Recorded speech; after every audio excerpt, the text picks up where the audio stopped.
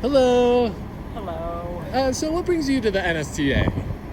Well, I've been teaching science for 30 years, and I've been to NSTA before, but pre-COVID. Okay. And I just feel like I needed to kind of get caught up with what's current in the field of science and in education in general. Um, that's the main reason I came. Yeah. Okay. How many have you been to? I might have been, when I was younger, I went more regularly, maybe almost annually, so maybe Okay. I've been to 10. Wow. Okay. And from like the first one that you went to till now, what is like one topic that really stands out that's different from discussion? I mean, there's a lot more focus around equity and inclusion and diversity in the classroom, neurodivergent students, and kind of accommodations and scaffolding to meet their individual needs. So I've always felt like American education, or one of our specialties, was individualization, and it feels like we've only moved the needle even further in that direction, which is interesting to me. In the direction, do you think for the better then? I mean, I think for students, it's definitely for the better. Okay. I think for teachers, it's crazy challenging. Mm-hmm. I've kind of made a hybrid in my classroom to make it so that I can do the kind of quality teaching that I want to do without carrying the huge burden that I feel is on teachers in a regular classroom setting. What do you think is like a big burden that really is a hurdle to get over, do you think? Well, with science education, for 6 years or 3 years, I taught pre-K to 8, 45-minute blocks per week. And so I was just it was just like playing with science really at every grade level, just exposing them to the joy and the curiosity that comes from science. But I found that to be a little like babysitting maybe, in the sense that I wasn't able to dig very deep with any group of kids. So then my focus turned more towards middle school specifically. And the way I think what's overwhelming is if you're going to create hands-on learning at a variety of lessons to reach a variety of ages, it's too much work to do. And so for me, I've been able to morph my science curriculum because I see all of my 6th, 7th, and 8th graders. So I have them for 3 years.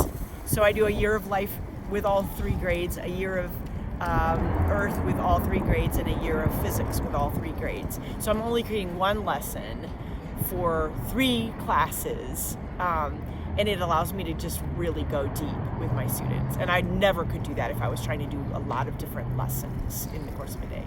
And something that you've learned from this conference that you look forward to bringing back to your community? Well, I just picked up this brochure that I ignored this workshop because I felt like I'd already been to a workshop like this a few years ago, maybe 5 years ago.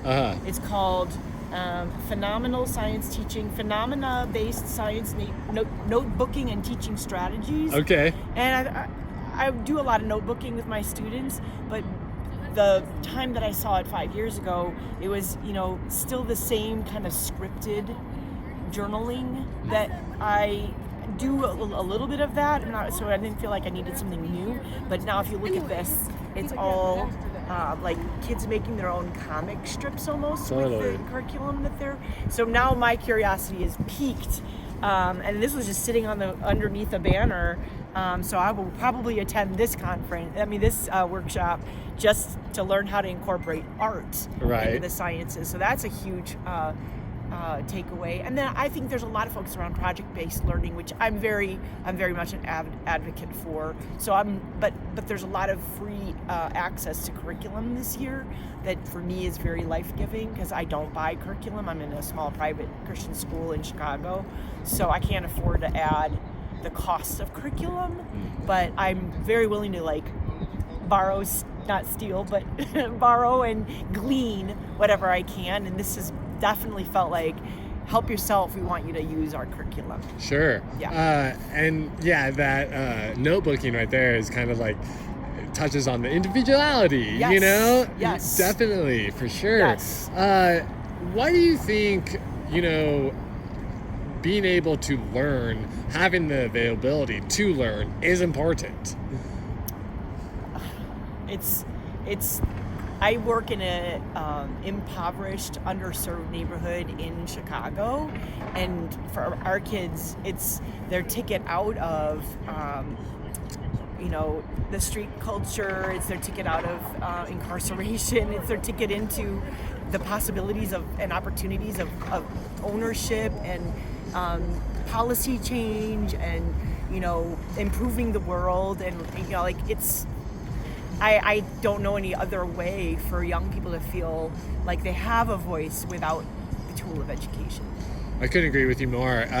Do you have a personal take on online learning, maybe like the certificate plans, if you're aware of any of those, in specific fields, and like, how do you think that might be able to help people that don't have the availability or the resources to pay for the average university road, I guess you could take, or the common university road, and pursuing in these certifications, because getting a high school diploma is so difficult even for maybe adults down the road, Right.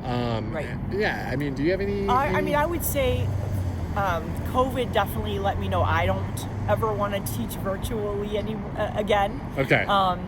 I think for children, virtual learning is challenging. Although there's diversity there even, and it could be very effective for some. Mm-hmm. My daughter is a freshman at Minerva University, which is all virtual learning. Okay. But then they're going to travel the world. So it opens doors, avenues. The virtual learning platform definitely creates new opportunities that I'm a huge fan of, and it's definitely way more affordable. So I'm a huge fan from that standpoint as well. And yes, I think access is, if someone wants to get an education, they should be able to access that. Right. So. Well, yeah, I think those are all great subjects to touch on for sure, Thank you for your input on that. Absolutely. I appreciate it. And thank you for taking the time to speak with me. If there's one thing that you're really looking forward to bringing back to your community, though, that really stands out, that you maybe want to look more into, what is that? So I went to a workshop on design-based solutions, and they were talking about work they were doing in Guam. And I've been doing physics this year with my students, and they talked about wind power and solar power. And I was really motivated because we also have a partnership with a school in Uganda that has limited access to water and energy.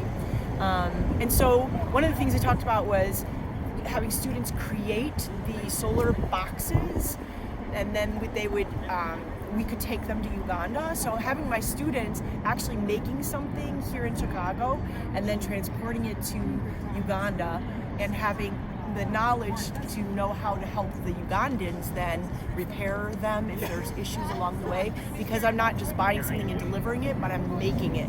And so then I can it's sustainable, and it's it's international in its reach, and it's my kids who feel sometimes like they're the ones that don't have a lot to give the world, that are actually giving something away to someone else that needs it. And so it's just the sustainable equity, diversity side of it is just huge, and I'm super excited to bring that. I'm excited as well. Yeah. Awesome. Thank you for taking the time to speak with me. I appreciate it.